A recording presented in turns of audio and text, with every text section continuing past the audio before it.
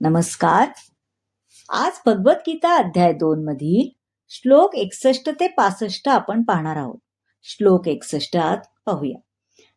तानि सर्वाणि संयम्य युक्त आसीत मत्परा वशे हि यस्येंद्रियाणि तस्य प्रज्ञा प्रतिष्ठिता. यामध्ये आसीत म्हणजे स्थिर असावे, जो इंद्रियांना पूर्णपणे वश करून त्याचे संयमन करतो आणि आपली भावना माझ्यामध्ये दृढपणे स्थिर करतो, त्याला बुद्धियुक्त मनुष्य म्हणले जाते. योग सिद्धीची परिपूर्णता म्हणजे कृष्ण भावना, याचे या श्लोकात स्पष्टपणे वर्णन केले.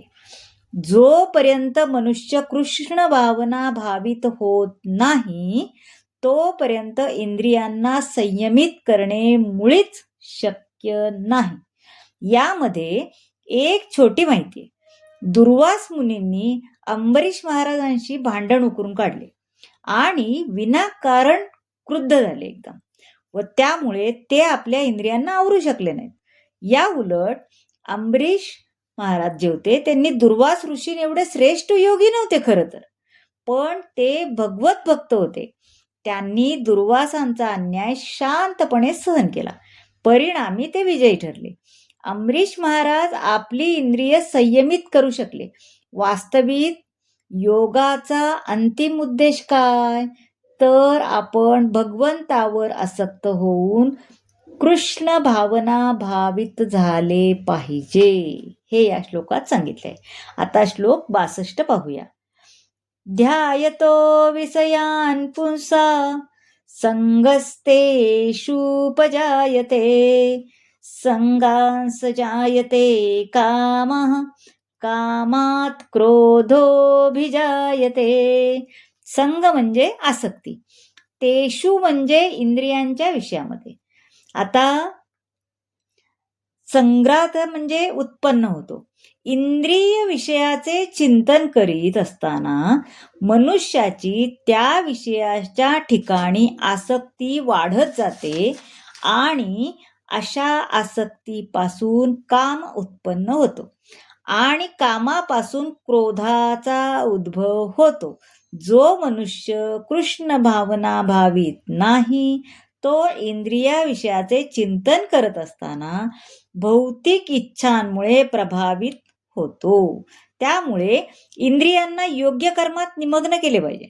भगवंताचा प्रामाणिक भक्त सर्व भौतिक इंद्रिय उपभोग टाळतो, कारण त्याला भगवंताच्या सानिध्यात आध्यात्मिक आनंदाची उच्चतर गोडी प्राप्त झालेली असते आणि हेच यशाचे खरे रहस्य असते. आता श्लोक 63 पाहूया. क्रोधात् भवति सम्मोह सम्मोहात् स्मृतिविभ्रमा स्मृतिभंशात् बुद्धिनाशो बुद्धिनाशात् प्रणश्यति. यामध्ये प्रणश्यति म्हणजे मनुष्याचे पतन होणे. क्रोधापासून सम्मोह निर्माण होतो आणि मोहापासून स्मृती भवित होते. जेव्हा स्मृती भ्रमित होते तेव्हा बुद्धिनाश होतो आणि बुद्धिनाश होतो तेव्हा मनुष्य पुन्हा भौतिक अंधकूपात पतन होते, है ना. म्हणजे ज्यांना कृष्ण भावनेचे ज्ञान नाही, कृत्रिमरित्या भौतिक गोष्टी टाळण्याचा ते प्रयत्न करतात आणि जरी त्यांना तशी इच्छा असली तरी ते वैराग्याची पूर्णावस्था प्राप्त करू शकत नाहीत. आता पहा, उत्तम उदाहरण सांगितले. छान अन्न पदार्थ भगवंताला अर्पण केल्यानंतर आपण काय म्हणतो की प्रसाद म्हणून ग्रहण करतो ना. आपल्याकडे जे राहतं ते आपण प्रसाद म्हणून ग्रहण करतो. याप्रमाणे सर्व गोष्टींना आध्यात्मिक महत्वाचे स्वरूप प्राप्त होते.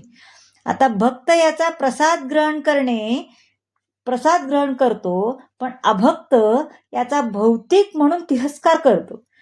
याच कारणास्तव असा जीव जरी मोक्षाच्या अंतिम स्तरापर्यंत जरी पोचला तरी त्याला भक्तिपूर्ण सेवेचा आधार नसल्यामुळे त्याचे पतन होते. आता श्लोक 64 पाहूया.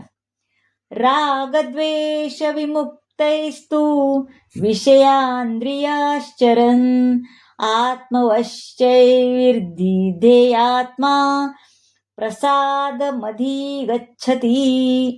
यामध्ये आसक्ती आणि अनासक्ती यापासून मुक्त असणारा आणि स्वातंत्र्याच्या नियामक तत्वानुसार इंद्रियांना नियंत्रित करण्यामध्ये समर्थ असणार मनुष्य भगवंताची पूर्ण कृपा प्राप्त करू शकते. म्हणजे कृष्ण भावना भावित मनुष्याला काय होतं, केवळ श्रीकृष्णाच्या संतुष्टीमध्ये आस्था असते, है ना. इतर कशाचीही त्याला आस्था नसते. म्हणून तो सर्व प्रकारच्या आसक्ती विरक्तीपासून मुक्त असतो. जर श्रीकृष्णाची इच्छा असेल तर अनावश्यक असणारी सामान्य कोणतीही गोष्ट तो करू शकतो, आणि इच्छा नसेल श्रीकृष्णाची तर तो कधीही ती गोष्ट करणार नाही. की जे सामान्यता पण असतं ते त्याने आपल्या स्वतःच्या तृप्तीसाठी केलेलं असतं, त्यामुळे ती सामान्य गोष्ट पण तो कधीही करू शकणार नाही, असं या श्लोकात आहे. आता श्लोक 65 पाहूया.